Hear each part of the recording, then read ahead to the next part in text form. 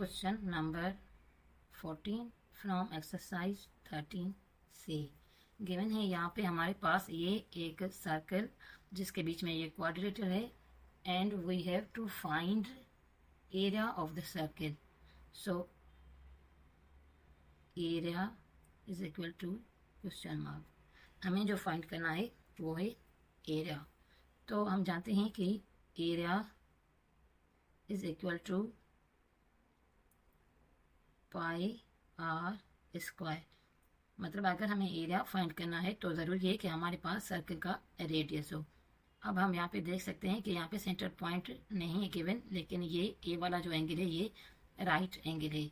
तो अब हम पिछले कई क्वेश्चन से बताते आ रहे हैं कि जब भी डायामीटर से मिलकर जो दो कोड एंगल बनाते हैं तो वो राइट एंगल होता है।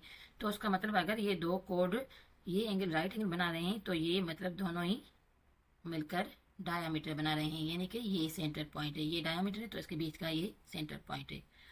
तो अगर ये बी टू डी ये डायामीटर है तो हम जानते हैं कि यही डायामीटर मिलकर इन दोनों कोर्स से मिलकर ये एक ट्रायंगल बना रहे हैं। तो यहाँ पे ये वाला एंगल बी फिर राइट एंगल होगा और ये राइट एंगल है। तो according to Pythagoras theorem it is very easy to find length of this diameter. So according to Pythagoras theorem ये हो जाएगा हमारा। अब हम इसको हाइपोटेनस कहते हैं या सी का नाम दे देते हैं।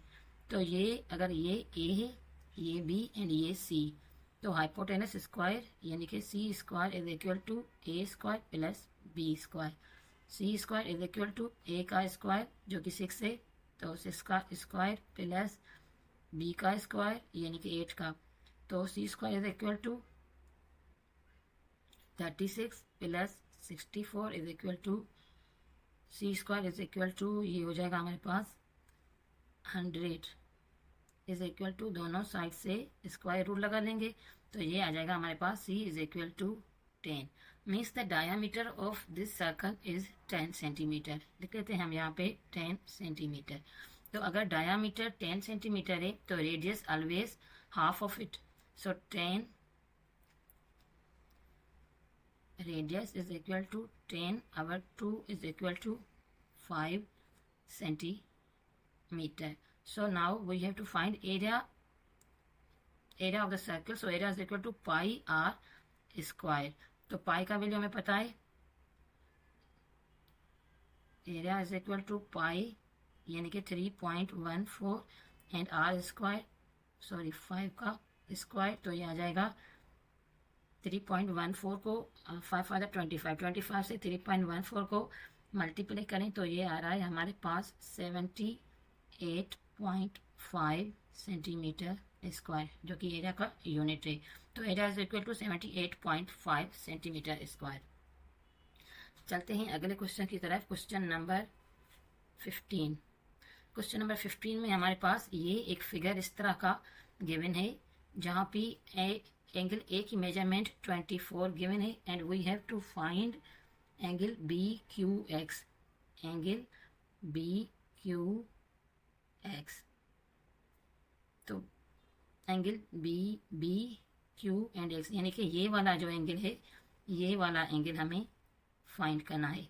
तो देख सकते हैं हम यहाँ पे एक एंगल मेजरमेंट ये गिवन है 24, एक ये पी वाला 35, एक ट्रायंगल ये एक्स क्यू एक्स पी, एक आल्सो ये भी ट्रायंगल है क्यू बी पी। तो देखते हैं हमें कौन सी चीज़ लेनी है इनमें से ताकि हम ये अपनी मेजरमेंट क्लियर कर सकें।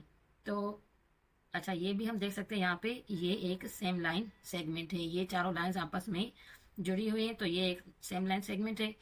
तो according that B A Q is equal to B X Q.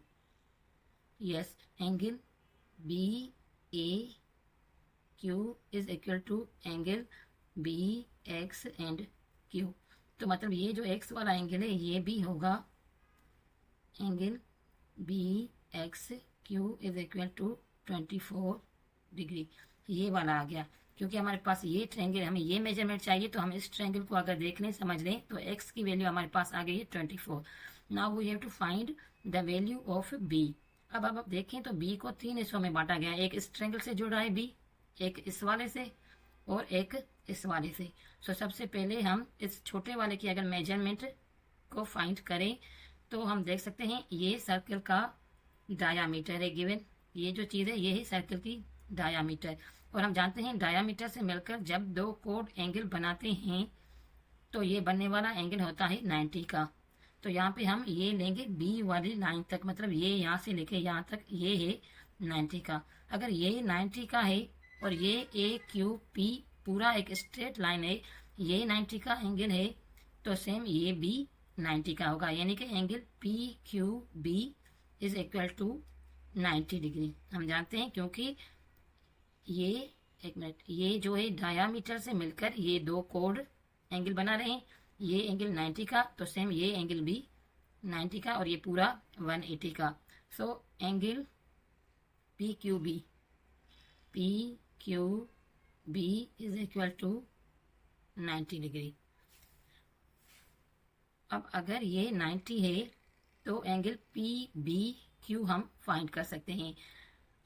जैसे कि ये पूरा ट्रायंगल है, P B Q is equal to 180 का, तो माइनस 90 का हम क्यू माइनस कर दें एंड 35 पी का माइनस कर दें, तो ये आ जाएगा हमारे पास 180 minus 90 is 90 and minus 35 is equal to ये हो रहा है 55।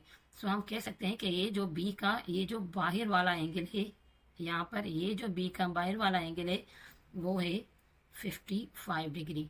अब हम जानते हैं कि ये पूरा एक स्ट्रेट लाइन है, तो अगर ये 55 है और हमें इस साइड वाला चाहिए, हम देख सकते हैं ये लाइन इसको यहाँ से काट रहा है और हमें क्यू वाला ये एंगल चाहिए, we need B Q X, यानी कि बी क्यू एक्स, तो ये वाला साइड चाहिए।